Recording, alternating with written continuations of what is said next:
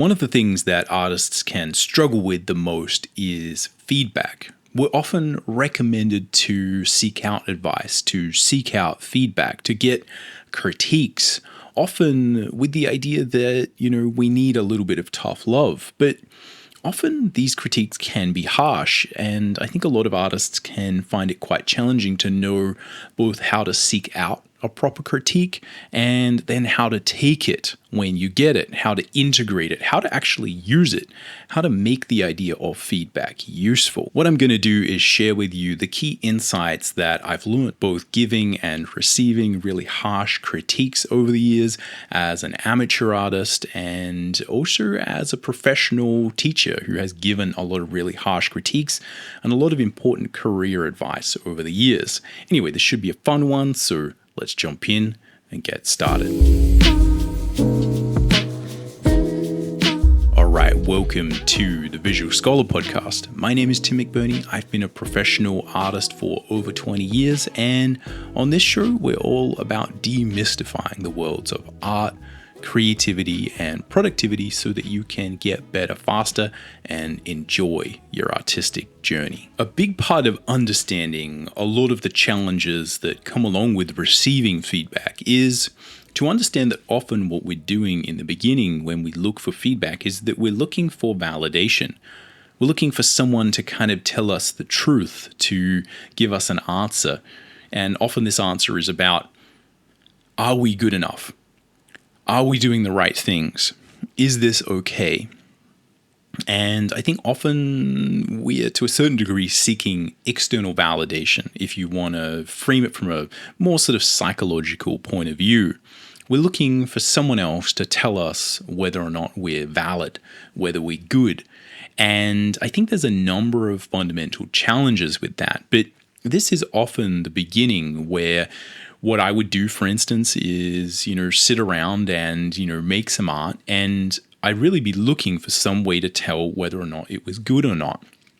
And I don't really know where this idea came from, but I think a lot of it comes from traditional schooling, where we are kind of trained that there are right and wrong ways to do things. That is generally the way that education system functions.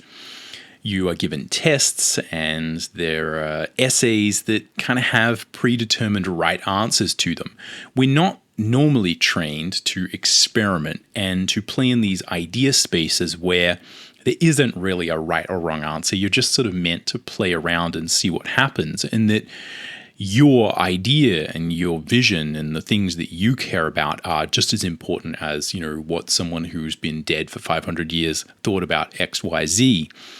And I think that there's a number of reasons for this.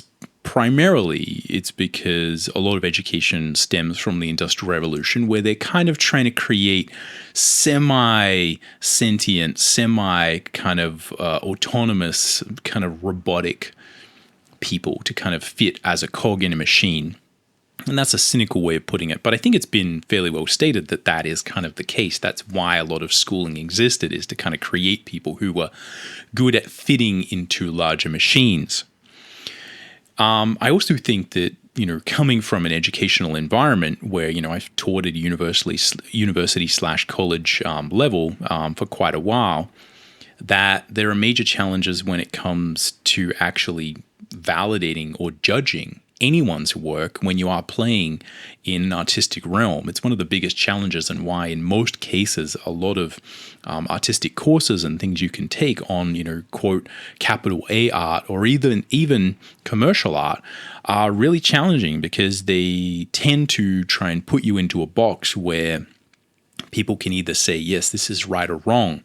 And in many ways, the real problem with that is that art is about subjectivity. It's about how the viewer feels when they look at it. And every viewer is going to look at our art differently and feel different things.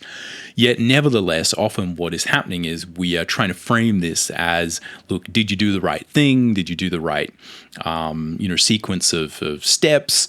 Did you meet the brief? Did you do this? And we try and sort of reframe what is a creative process where, again, there's not really necessarily a right answer, into something where there is a right and wrong answer. I think the afterglow of that process has a really strong pull on most people, where we go into the world seeking the same kind of validation. And often, again, we're put up against situations where we're looking for jobs or we have some goal in mind. And often there are gatekeepers there that will keep the gate, and they'll tell us, hey, you are not good enough yet to go through this gate. Go back and do XYZ until you can kind of go through this gate. I think that there's a lot of utility to that, and obviously it's not necessarily the worst thing, but I think that there is something about seeking external validation that robs you of a lot of artistic agency. And I think it's often this agency and this feeling of what it means to be an artist that is quite hard for a traditional educational system to teach. And it's quite hard for the whole system to kind of teach you to do something like that, which is inherently subjective. And that's a big part of what I think is really important when it comes to feedback, because we're using this frame when we go to even ask other professionals or other people who might understand the creative process a lot better, but your answer is only going to be as good as the question that you ask. For example, one of the things that I was often struggling with as someone who was aspiring to be a professional artist, and I aspired to have a lot of craft, I knew that I would receive harsh critiques. I went to a design school where harsh critiques were a big part of the culture. It was very well understood that as a graphic designer, you'd be working for clients and you would get very harsh critiques. People would just say, I don't like this, right? Start again. And that was very much part of the culture, right? If someone didn't like it, they were going to just basically tell you why it sucked and you had to go scurry away and kind of fix it. So as an artist, again, I was very prepared for the idea of like negative critiques, and that was something I'd heard a lot about. And it's not like I was kind of a babe in the woods, right? Trying to figure out, my way in the world. But, I did really find that often one of the biggest challenges I would have is that it was tricky to know how to ask the right question. And often what I'd find is that I would go and ask people who I respected a lot for their opinion on my work. Like, hey, I've done this piece. What do you think of it?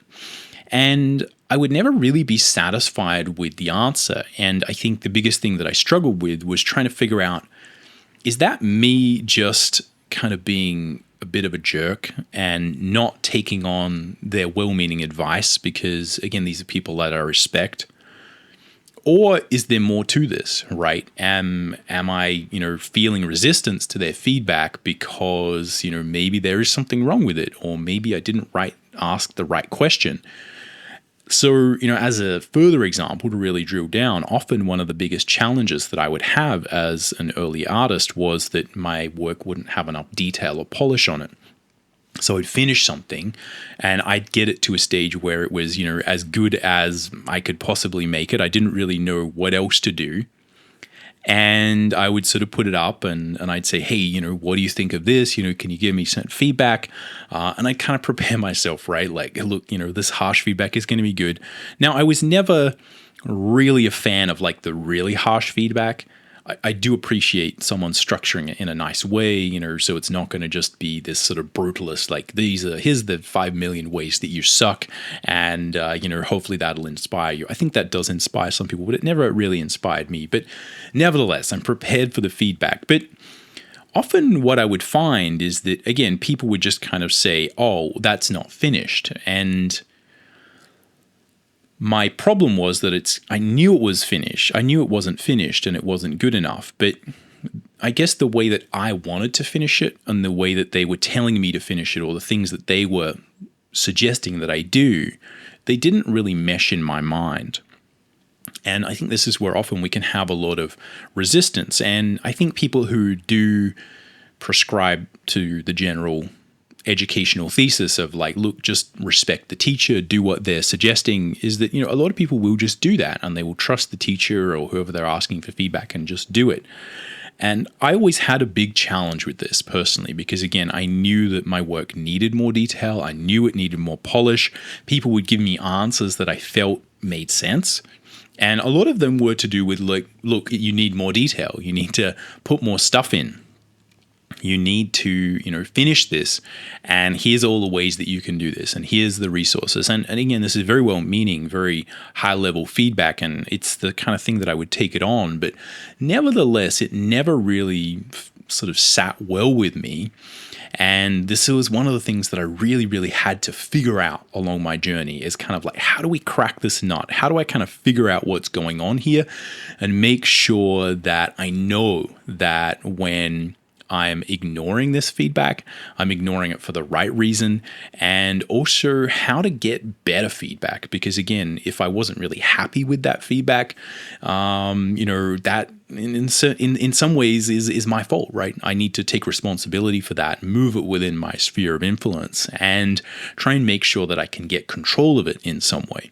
But anyway, this is one of the hardest things that I think I really had to figure out as a beginner. So I always felt as if, again, there was a little bit of like a threshold there where I wasn't really understanding the world properly. Something wasn't quite clicking. And I would say, even though I'm someone who is fairly aware of all these concepts, as I said, the idea of the harsh feedback, knowing how to take harsh feedback, understanding that there's not necessarily going to be a right or wrong answer, I think nevertheless, one of the things that I really had to let go of, and I think that a lot of artists need to let go of, is this idea of the right answer.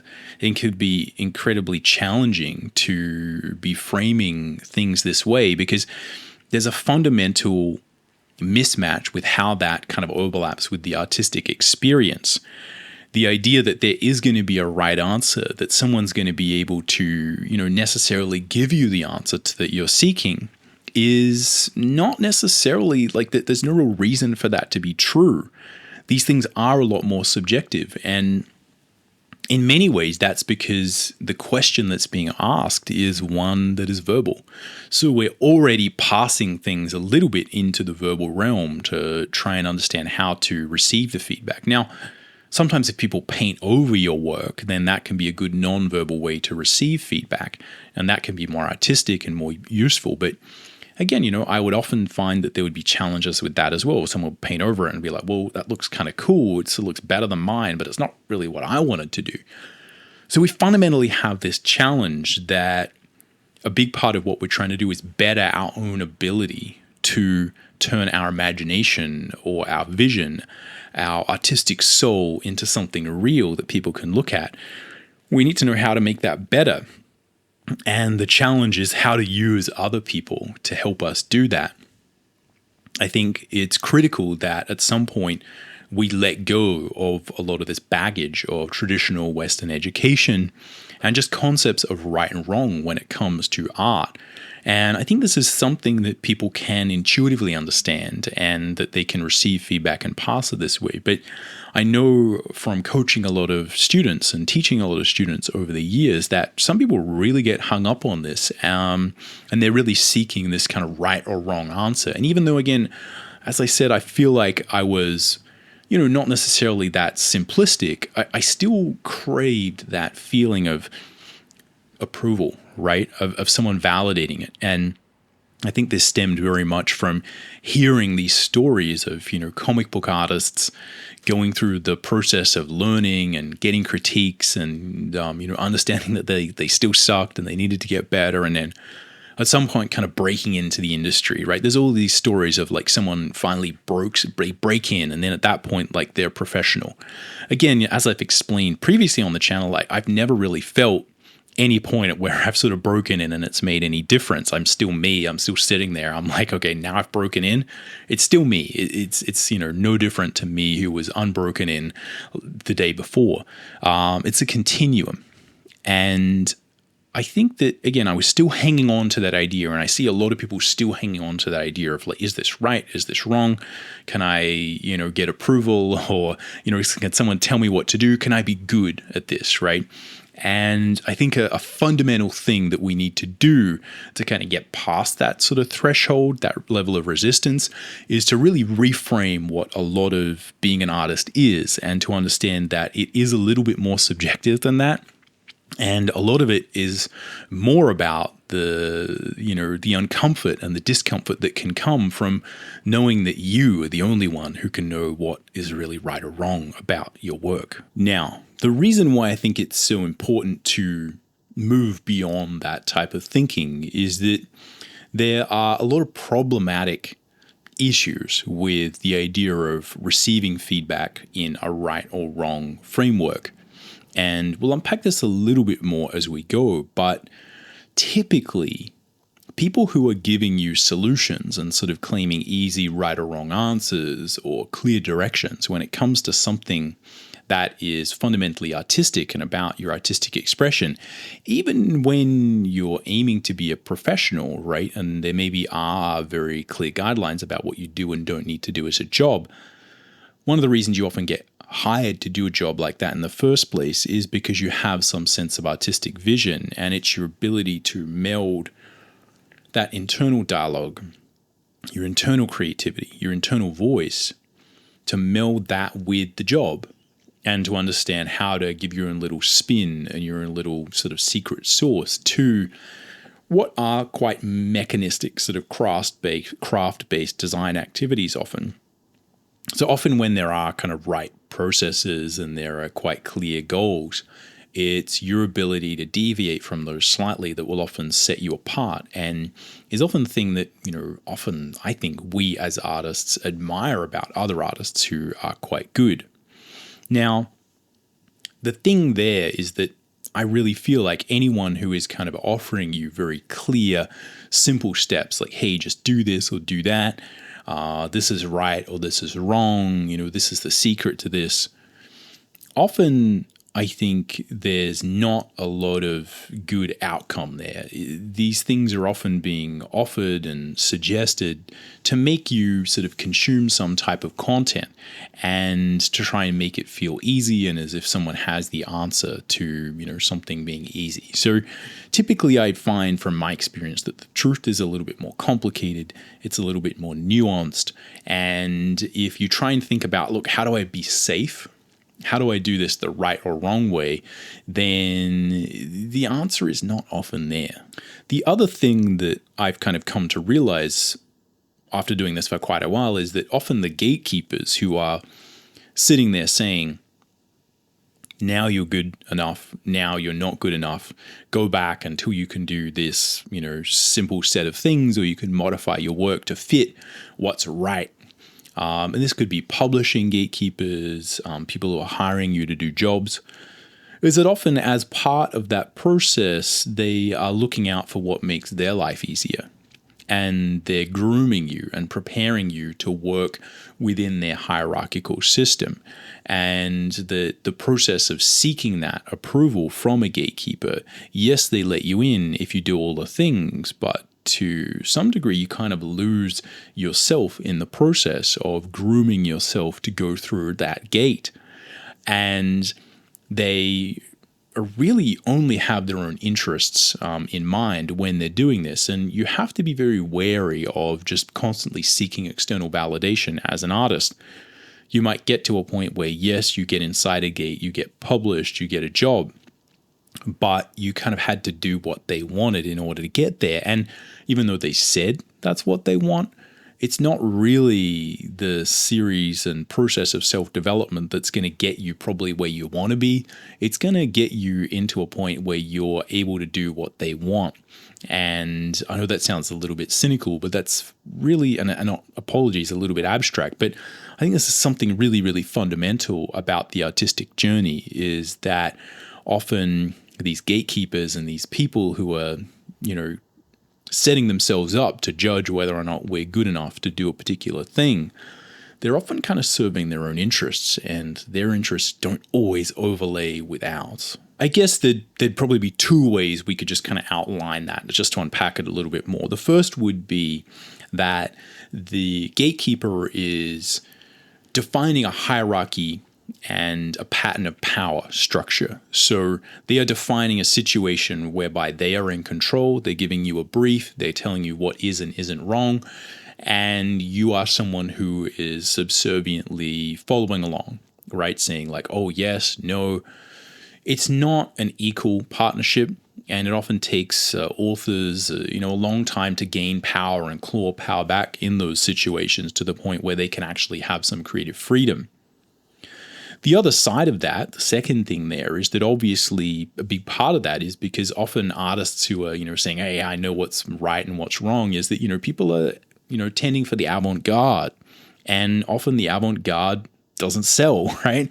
And it's not that successful in the marketplace. And often what gatekeepers are trying to do is to groom you to be able to produce work that is going to perform in the marketplace better as they see fit. But again, it is very much limited to their understanding of what succeeds, and it's not a full living, breathing version of what success for whatever artistic endeavor you're trying to create. Could be illustration, right? For a cover, cover needs to do XYZ, it needs to be bright and colorful, because that's what the person who's hiring you knows. It's the only way they know how to do it. I've heard lots of these rules where it's like, you need lots of diagonals, lots of triangles in covers because that feels more dynamic. I'm like, well, that's true. There's probably other ways to make people look at your cover though. But because people are viewing things a certain way and they know that's what will work, it's a very simple case of, when you're a hammer, everything's a nail. Now, again, that's a bit of a double-edged sword because they're going to train you, and as part of the gatekeeping scenario, they're going to train you to produce work which will perform in a marketplace. But it's very limited, and it's very much their view of what that is. And you may find that maybe you have another view that is also going to be successful in the marketplace, but doesn't necessarily follow the same rules that they found are successful. And in order to go through that gate, you have to leave that behind. And often it can be quite challenging to years later get that back. Whereas in the beginning, you kind of just had it in the first place. This is certainly something that I've seen mirrored in a traditional educational environment. One of the major goals that you have as a teacher is, kind of to survive, to make sure that you're not constantly fighting with students. And a big part of how people do this is to try and project power, to create a sort of environment of hierarchy where the teacher is right, the student is wrong, you have to do X, Y, Z to pass. And it's a lot easier to lean into that hierarchical situation as a teacher. We're also incentivized because often students are asking us for right and wrong solutions. So you tend to get a kind of a pattern in a teaching environment that heads towards sort of, very sort of agreeable right or wrong solutions to problems, let's say.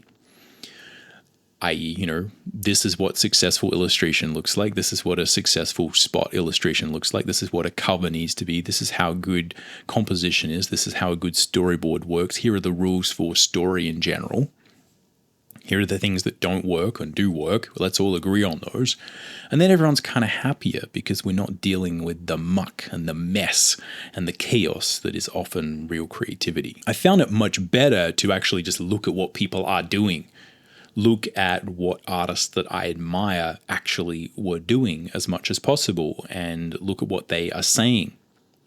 Not necessarily what they recommend young artists are doing, but really to look at their careers and see how they approach problems and, look at the people who have become successful doing similar types of things that I wanted to do, and people who, have succeeded well with a high degree of both artistic sophistication, success in the marketplace, and, a feeling of avant-garde, of all those things that artists tend to admire, of like pushing boundaries and doing things a little bit different.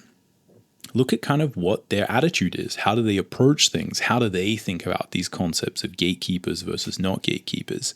I think that is potentially a much better way to get a handle on the types of behaviors that are maybe going to get you the kind of success you actually want. A fundamental building block that underlies why a lot of these things happen, why we go looking for gatekeepers, why we go looking for feedback, why we go looking for right answers, and to know that we're doing the right thing, we're on the right path, is fear. I think that it is inherently a little bit terrifying to create art. It's very scary in the beginning to be an artist who, you often know you're not that good, and you know that other people know you're not that good, but you have big aspirations, you have big ideas. It's a matter of working on your ability to realize them. This is inherently scary. It is, I think, inherently terrifying, and there's an inherent sense of apprehension when it comes to being an artist and making something based on an idea of yours and then putting it out into the world and seeing what people say. I think as much as possible, we would like to get an answer to whether or not that's going to succeed or fail before we complete it. And I think it's often these fears that lead us towards trying to, go down paths where there are gatekeepers, where we can get a really strong sense of like, look, is this gonna fail? Am I just crazy? Can I limit that amount of fear? Can I limit the degree to which I could fail potentially? And is there some safety there? So I think there's, again, these dualities of the experience of an artist where it is just inherently sort of anxiety inducing, to create work and, be unsure how people are going to receive it. And then the feeling of, again, wanting to have safety, of that feeling of like, I'm relaxed because everyone kind of knows who I am. I think a lot of these feelings probably harken back to all of our social upbringings as mammals. It's very scary to get on stage because if you get on stage and you say the wrong thing, everyone thinks you're an idiot. And, potentially if you go back probably to the older mammalian lineage that we have, you might get killed, right? You might, if you say the wrong thing, if you do the wrong thing, if you step out of line, if you make a mistake, socially, that can be really damaging in small groups. And so I think we have a fear of speaking our mind because a big part of what we're always trying to do is gauge what is the social beast thinking and how do we stay within the bounds of that, right? How do we, stay well inside the Overton window in terms of politics? How do we gauge whether or not someone's going to take this the wrong way? These are real worries that I think people would have that are very deeply rooted. And I think a big part of being an artist is understanding how to manage that, how to manage the fear, how to approach it. And again, if you have any study of fear, you know that people who are very brave, who do things that other people couldn't because they would be too afraid, people who risk their lives, they're not necessarily saying that they do it without fear. It's that the fear's there. You just learn to live with it. You learn to sit with it. You learn to kind of make it your friend. Now, I think that one of the main reasons, obviously, that we're seeking this kind of fake feedback, these preliminary steps, this sort of toe in the water of does this suck, is because this kind of pre-feedback, asking people, am I good? How can I be better? It avoids us coming into contact with real feedback, as I said, which is where you put your work out into the world and it gets a response. Now, what's the problem with that? The problem is that real feedback is all around you. If you are going to show your work in a gallery, you're sitting there, you're working on your piece, if it's a group show, or your series of pieces, if it's a solo show. You're putting a lot of energy and effort into thinking about this thing. And there's this event that occurs where you put it on a wall, you hang the work, and then you're putting it up for judging. And it gets judged. And it's often not even that we're worried about it getting negative feedback, because often, a lot of artists have thrived on getting negative feedback. The real fear is often that no one notices, no one cares, no one has anything to say at all. And there's a wide variety of situations where, again, you're putting your work out there, and maybe what we fear is, that negative result, right? We're worried about, saying the wrong thing. But normally what happens is nothing. No one cares. No one says anything. And I think that can be one of the biggest challenges, is we're trying to, avoid that real feedback where you don't really know what's wrong.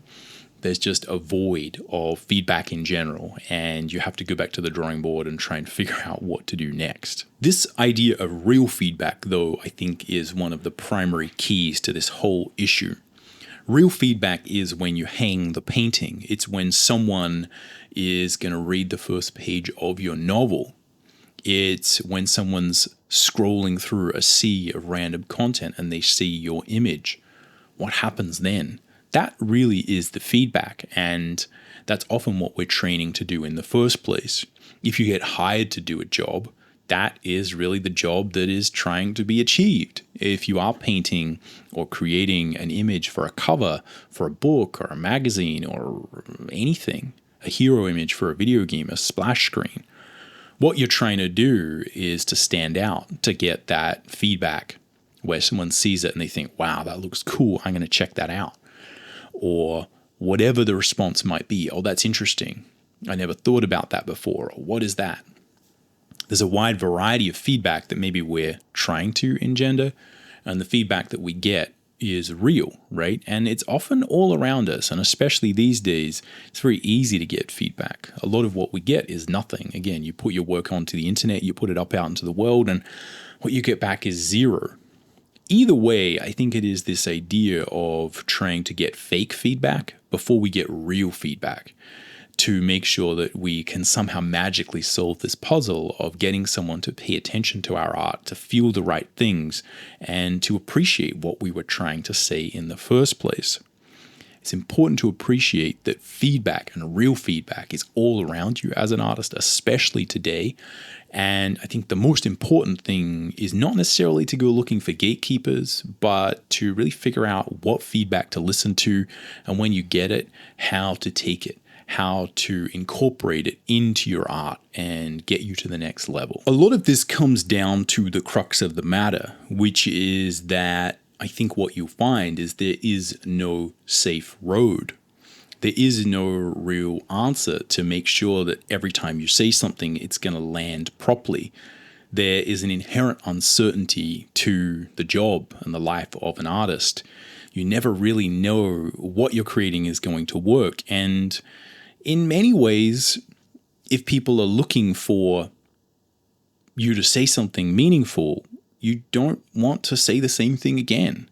If you see an artist who, becomes really good at doing one thing and they get a lot of feedback, hey, I'm painting, flowers and birds, and everyone really loves my flowers and birds, and then I just do more and more.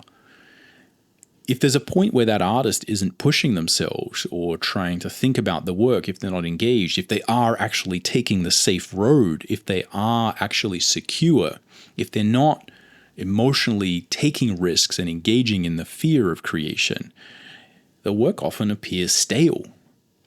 And I think that that's often one of the problems that we are challenged with, is that people actually want us to be pushing boundaries to a certain degree. Maybe not as much as artists might want to push boundaries, but we need to be engaged with the work. We need to have that feeling of uncertainty, I think, in order to actually get the energy onto the page. And to a certain degree, this is what people are looking for when they actually look for art to give them some inspiration. They're looking for us to share that creation process, to share the uncertainty, to see something different, because maybe they couldn't see that. Maybe they couldn't think about it. And it doesn't necessarily have to be some profound, complete cathartic, upending of your world. It's just often people like art and entertainment and things to take them to another place so that they can reframe the world, they can rest their mind, they can look at something and say, oh, I never thought about it that way, or, oh, that sort of, affected me some way. And because that affected me, it, helped me out in some little way throughout the day. It's often the uncertainty and the artistic chaos that we're sharing with people, and I think that's often what they appreciate. There's not really any safe road. There's no free lunch. There's no easy way to do this. If you take the safe road, often we create lifeless, safe art, and no one is really that interested in that. You have to find some way to share that creation, the chaos, with the world, because I think that's often what they're actually looking for. I think this applies no matter whether you're trying to create cozy, predictable art or something that is really avant-garde. Either way, people are looking for some kind of emotional hit. You need to really feel vulnerable when you're creating cozy art. You need to, get in touch with the emotions there, the feeling of being, safe, secure. You need to go to, a strange place. You need to open yourself up. And someone might say, hey, that's stupid. And then you would feel really bad because that cozy art represents, your inner child, right? Your inner feeling of safety. Someone can tread all over that in the public sphere. In a similar way, I think if you are being avant-garde, what people are looking for, again, is to walk into a modern art museum and see something that's going to challenge them, to get them thinking bigger so that, again, they see you thinking bigger and then they're looking at and they're thinking these things. And it might be very challenging for them to think that on their own. They're kind of looking for you to embrace the fear and the challenge and to do crazy stuff. And even if it might seem weird, they're going to appreciate that you've kind of put yourself out there because maybe that inspires them to do the same thing, to be brash, to be crazy, to say the wrong thing. And maybe that's okay because, hey, look, there it is on a wall. It's kind of stupid, but, it's got a frame around it. It's here, so it must be art. The crux of this is that being an artist is about having something to say, something unique to say. It's about having your own artistic vision, your own voice. And there's no real other way around this. That is kind of the whole point. And really, there's no one who can give you feedback to really understand where you want to go and how to express that creative vision other than yourself. Okay, so you might be saying, that sounds good, but maybe it's a little bit airy-fairy. Maybe it's a little bit too artistic, which is a fair critique, let's say. Now, I think it is important to state that obviously seeking feedback and the idea of feedback is important. We do want to find things that can help us improve as artists. The trick is that that's quite a challenging thing to do if you think about it. If you take into consideration all the things I've said, hopefully the challenge of this is becoming apparent. So I think the real key here is to understand that you need to have a strong idea of who you actually are as an artist, even if you're just starting out. There's a lot of things that I take personally that I've had, forever. They're things that I think about the world, about art, what I like, what I don't like. They haven't changed over the last 30, 35 years. They're still there. There's that core of what we care about, who we think, we are and what is important. It's important to take that and move it forward and understand that that is kind of the lens that we view the world and the feedback that we get through. So yes, we can get feedback, but it's important to understand that both when we receive feedback, either real feedback, someone looks at our painting on the wall and they say nothing, they look at it and they hate it, they look at it and they love it, whatever it is, we need to understand how to frame that.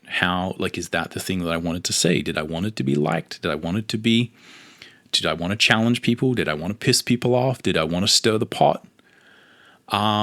What did I want to achieve? Am I trying to create work that really shocks people, right? Am I trying to create cozy art that maybe someone wants to put as wallpaper on their computer or their phone, or, have as a nice poster that's completely benign, but nevertheless, makes people feel a little bit better each day? It's this intent, it's this understanding of what you're trying to do and what you stand for that will frame your understanding of what people are giving you feedback for.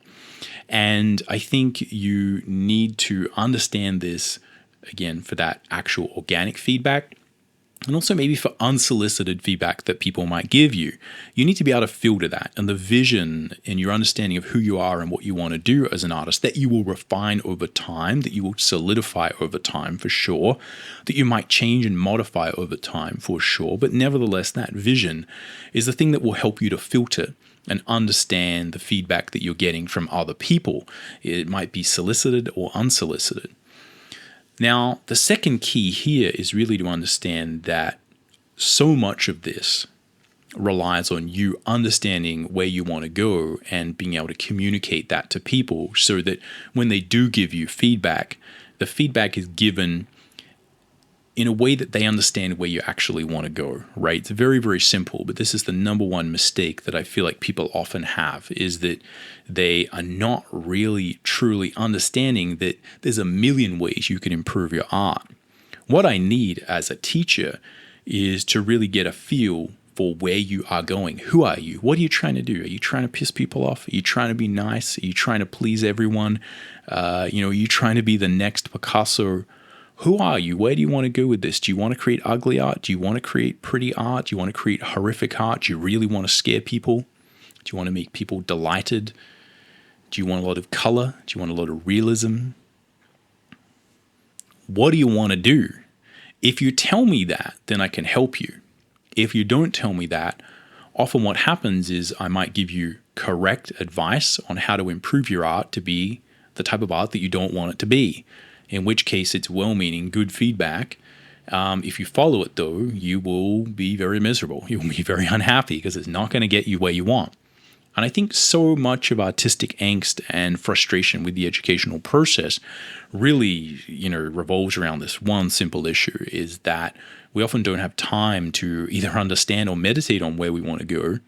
And we're often not really afforded personal feedback that would allow that to occur. So this is something that you have to take on as an artist to really embody as part of your responsibility to communicate to people who you are engaging with where you want to go, and to really try and ask them specific questions so that when they give you advice, you can kind of tell, do they listen to me? Do they actually understand what I said? And so that, if they are really well-meaning and quite skilled, they're going to be able to give you feedback that's actually going to be able to help you to go where you want.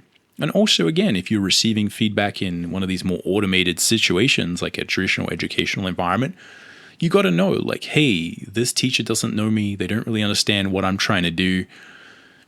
How can I learn from them anyway? How can I take something from this? I'm going to ignore pretty much most of it because I know they don't really understand where I want to go, and they probably couldn't teach me how to go where I want to go anyway. They're just a different type of person. That's totally fine. The more appreciation for that, I think, the better.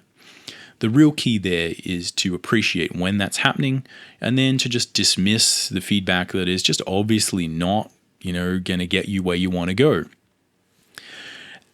There's obviously a danger with that, right? You do need to appreciate that sometimes people are going to tell you things you don't want to hear, right? People often don't want to hear they need to work on their foundation, that their art needs more structure or any of these things. But again, it's complicated, it's nuanced, it's something you have to take responsibility for. But if you give responsibility to the gatekeeper in this instance, you're really giving away your artistic vision and your ability, I think, to make more impact in the long run. So if we go back to the story I was telling about my art not being finished enough, and I would constantly get this feedback like, oh, that looks great, I can't wait for you to finish it. And I'd be like, it's finished, I don't know what to do. Now, if you take work that feels unfinished and you ask most people, what should you do with it? It's like drum roll, what should you do? You should add more detail, right? Now, there's a number of things that I sort of learned that I needed to get better at to add detail, and I certainly did work at adding more detail. A big part of what I've sort of learned to teach is to understand that many of these issues come down to our appreciation for secondary form and understanding how to build out detail, what it actually means. It's not necessarily a matter of just adding more lines, right? That often just makes things look worse. It's really a matter of understanding structure. But I went through lots of these journeys, and one of the solutions that I found a lot later, and this is one of the reasons why, again, if you look at some of the later work, it's a lot simpler, is because I kind of realized that part of me is that I don't have patience, and I like sketchy work. I'd always be looking at artists like Frank Frazetta, Hiroki Samura. I'd love collecting people's sketchbooks, their rough work. I love speed paintings. I love all this stuff. And I think a lot of artists do as well. But I really was trying to figure out how to get this to happen. And when I added detail, things looked stiff. They weren't quite working. And I got better at it. But still, I think my level of patience was not really matching the kind of work that I was doing, let's say, especially when I was trying to do comics. And gatekeepers would sort of say, hey, yeah, this stuff is great, but you just need to add more detail. We need this. So again, one of the solutions that I kind of found to that is what I've been sort of playing around with more recently, or, and by that I'd say over the last 5 years or so, is really trying to simplify the style, because I kind of found that creating a clean line French style with flat color was relatively quick to produce. So I knew that it would match my level of patience, but it feels finished. So even if things are a little bit looser or a little bit wobblier, I'd always be looking at artists who kind of had this thing going where their art was simple, but it felt finished.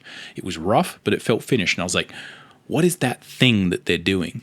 And again, I think a lot of people arrive at this in different ways, but the way that I found to solve this was, again, to go for a much simpler style that allowed me to get a feeling of polish while not spending heaps of time doing it. And because a primary thing there that makes that style work is the feeling of the line, there's still that feeling of sketchiness, of flowiness, where by drawing it, I feel like it just kind of solves that problem. But it's a very different solution to a lot of the feedback that I would get early on. You know, I'd frequently get people doing paintovers of my work, you know, saying, do this, do that. It was all right. It was all the right thing to do. It's just that it wasn't going to put me in the right style, the right direction that I needed to go. And a big part of what I've learned, and this is probably subject for a video unto itself, is that style and the styles we choose are often, you know, they're produced and they're created to, you know, fit a series of technical limitations. The reason that Disney animation looks the way that Disney animation did, you know, in the 1940s, you know, up until they moved to 3D is because that's the only way you could kind of do it. They kind of knew, like, look, this is the way we can kind of create these, you know, sort of plastic cells and, you know, paint these things on it, make it look like it's moving. You know, we can do it in this style and that works. It's the same for most styles. Most comic book styles, most stylizations, most techniques, most processes are based around optimizing a particular type of production. So there's often a reason things look the way they do, let's say, obviously. And again, I really had to find that. I really had to find the right kind of way of creating work that fitted me. And there were many cases where I would, as I've been talking about, listen to gatekeepers and say, oh, I just need to go in this direction. I just need to suck it up and like add more detail. I just need to suck it up and do this. I just need to do this and do that. And again, it's just their way of solving that problem, which is totally valid. And probably 90% of artists would be very happy with that particular feedback. But yeah, you know, I just always found that, you know, it was very challenging to find the right people to give me feedback on. And this is why I've kind of made this video to kind of underline this, because I've noticed exactly the same thing happen with many, many students and people who I interact with, is getting this thing and understanding it is really, really critical. It's super vital for you to understand who you actually are, what kind of art you want to create, how you want to create it, what you're trying to say. Again, are you trying to be nice? You're trying to annoy people? Are you trying to stir the pot? What are you trying to achieve? What's important to you? What are you saying about the world? And then how can you improve your work? What style can you use? What techniques can you use? How can you entertain the eye and get people to feel those same feelings? That is the challenge, and there's no one else who can really help you. You have to figure out how to do it yourself, and a big part of that is learning how to write, learning how to ask, the right questions, and taking the feedback and figure out who to listen to and who not to listen to. Okay, so before we go, let's just see if we can, you know, turn all of that into a couple of simple takeaways.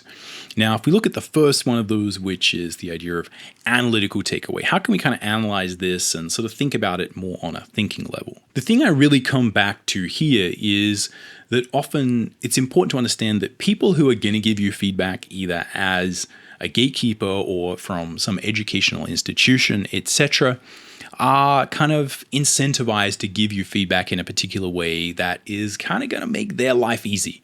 I know that sounds maybe complicated, but, you know, without sort of going into lots of sort of, you know, arduous details and stories, basically this just, you know, makes sense, right? Like they're really looking out for themselves, and maybe if they can help you, they'll help you. But everyone is kind of looking out for themselves, and you need to understand that, you know, what people's incentives are.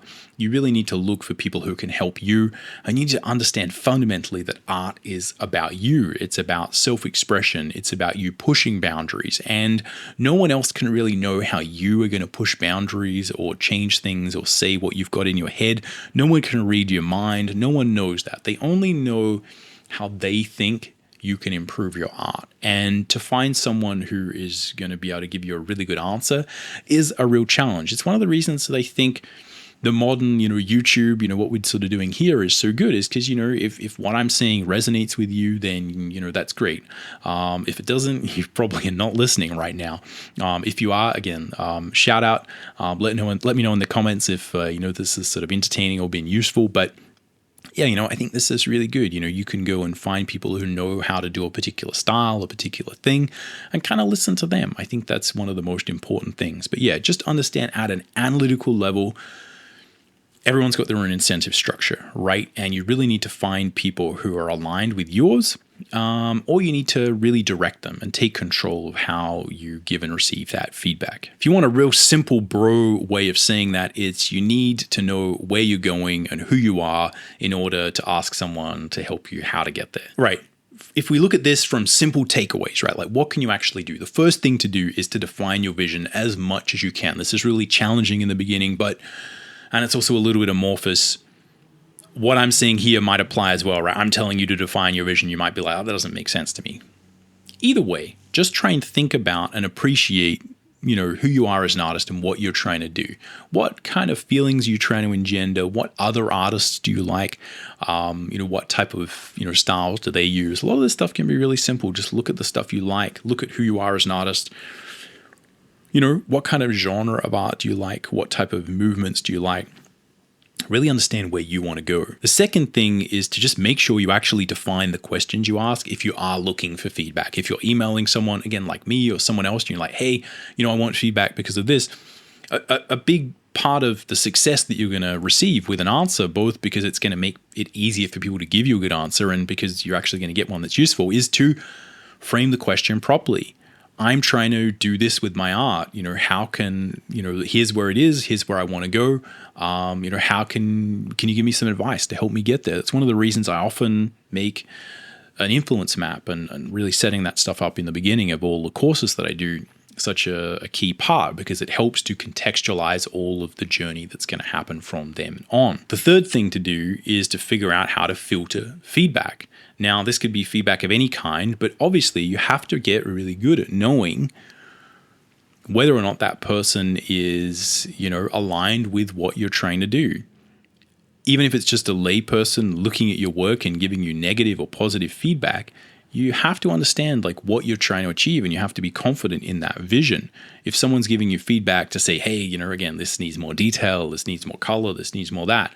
It's like if you know that your road to success doesn't include that, then I think you can confidently kind of say hey, it's a really good point, but it's just not really where I'm trying to go. Now, this is, I think, the trickiest part, because really a big part of this is taking on board the responsibility for your work getting better. And this is where you have to make those decisions to know, hey, should I just ignore this because this is a well-meaning critique? It's just not really where I want to go. You could say that about a lot of good critiques where someone's saying, hey, you need to study anatomy, you need to study your foundation, you need to study perspective. And, I've seen a lot of people just go like, you don't know what you're talking about, right? And I'm like, if you just did what I said, your art would get so much better.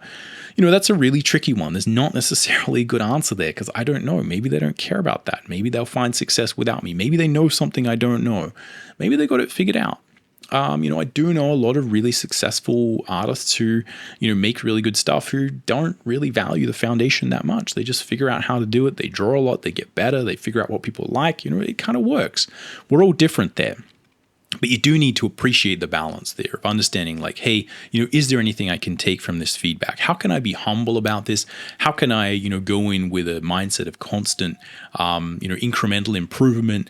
There is a degree to where you really have to, dice this one fine and understand the difference between a critique that is going to, put you in the right direction or is just going to derail you and tell you to do a whole bunch of stuff that isn't actually what you want to do. Your vision is the thing that will help you filter that. Again, because it's important to understand that the road to your final artistic vision may involve you hearing harsh truths. Again, for me to figure out how to use flatter and flatter color, I had to have a lot of people tell me to, stop putting in detail. And I still do this. I still put a lot of texture and detail into my work, right? But I would kind of try and do this and I'd say, hey, look, I'm trying to make this simpler.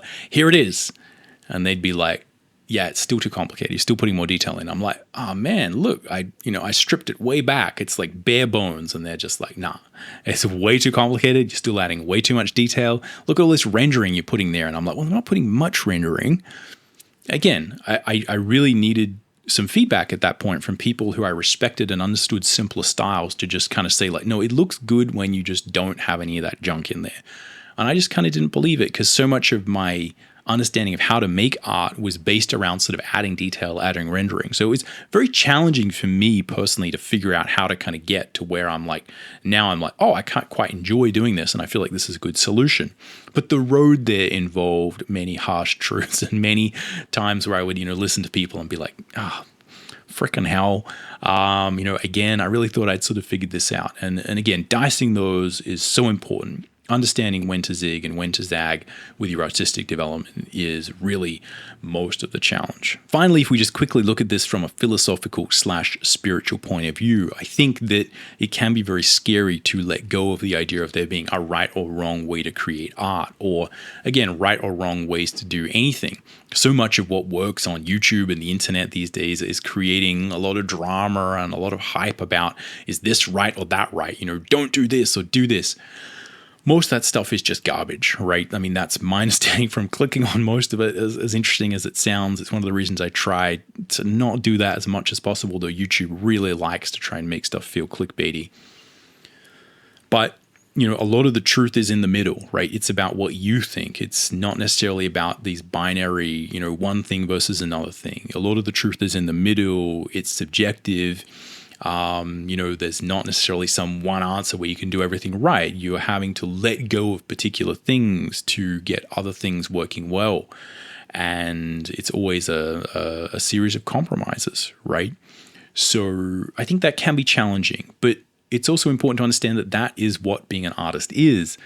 The capital A artist. Again, you might be working in video games, doing icons or something very mundane, but the way that you make that artistic and the way that you add value to that is often through your understanding of all these other bits and pieces that make up your internal psychology, right? That allow you to handle these creative things. It's what allows you to make those little things 10% better. And maybe what will allow you to do something more interesting if you want to do it later on is working with that and developing that.